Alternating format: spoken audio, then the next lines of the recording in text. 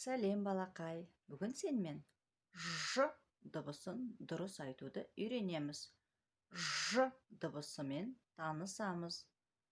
Ж дыбысын айту үшін аузымыз дөңгеленіп алдыға қарай шығады екен. Ал тіліміз жоғары қарай көтеріліп, бірақ тістерімізге тимейді. Тіліміздің артқы жағы азу тістерімізге тиеді екен. Тілдің ортаңғы жағы сәл көтеріліп, ожауға ұқсас болып келеді екен. Сол кезде ауа шығып, тамағымызда діріл пайда болады екен. Кәне айтып көрейік. Өзің кескінде көргендей, тіліміздің қалпы, аузымыздың, ерніміздің қалпы солай орналасады екен. Енді мына суретке назар аударшы. Дегенде жаңа аузымыз шошайды және тістеріміз бір-біріне жақын келді, я? Сәл тимей тұрады екен, өзің байқалғандай. Балақай, енді екеуміз сабағымызды артикуляциялық жаттығулармен жалғастырамыз. Кәне, айнаңды ала қой және артикуляциялық жаттығуларды жасаймыз. Қаша деп аталады. Кәне, жасайық.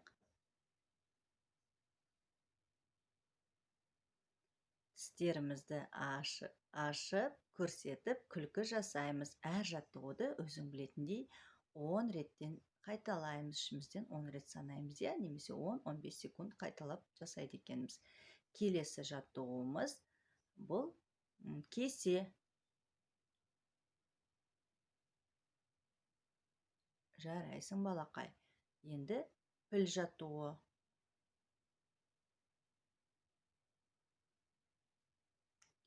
Жақсы. Кәне, енді пілмен бірге бақан жасайық. Екеуін кезектестіріп жасауға болады.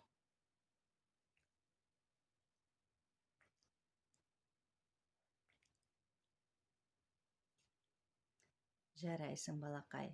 Және де ат шабысы жаттығуын жасайық.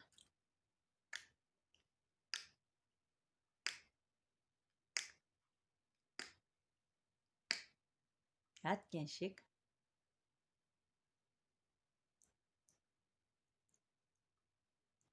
Тілімізді жоғарғы және астыңғы тістерге тақап, көтеріп және төмен түсіреді екенбіз.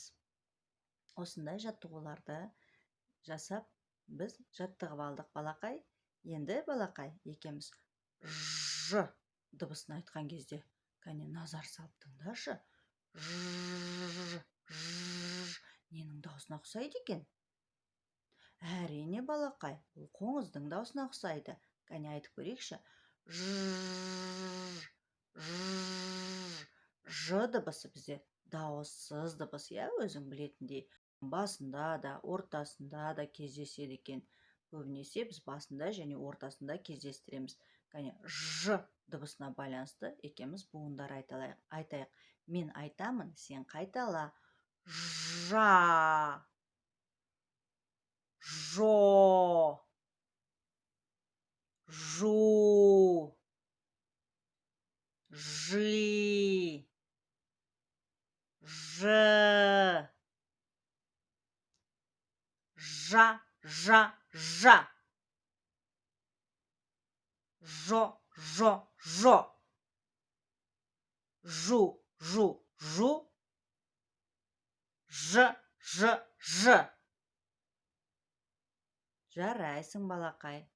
Енді, кәне, біз ж дыбысына қандай сөздер біледі екенбіз? Соны айтып көрейікші. Жастық, жылан, жапырақ,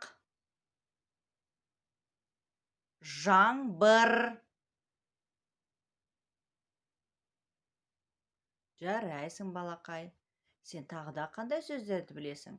Өзің білетін сөздерді қосып, айтып, дағдыланып үйрен балақай. Балақай, сен білесің бе? Ж дыбысынан адамның аттары да өте көп екен. Кәне, мен айтамын, сен қайтала. Жанар,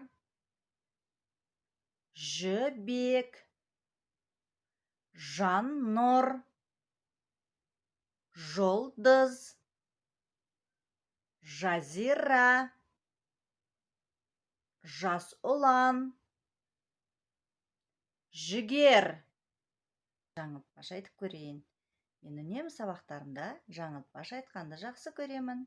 Жаңылтпаш адамның тілін жақсы жаттықтырып, жақсы сөйлеуіне әсерін тигізеді. Кәне, екеуміз бірге ж дыбысы бар жаңылтпаш айтайықшы.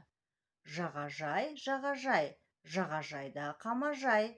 Жағажайды жағалай, жүгіреді қамажай.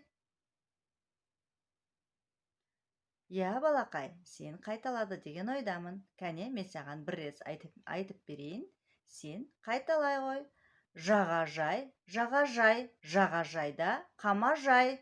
Жағажайды жағалай, жүгіреді қамажай. Жарайсың, балақай. Балақай, сен бұл жаңылтпашты жаттап, үйдегілердің барлығын жаңылдырып көр. Балақай, осымен біздің сабағымыз аяқталды. Келесі сабақта кездескенше сау бол.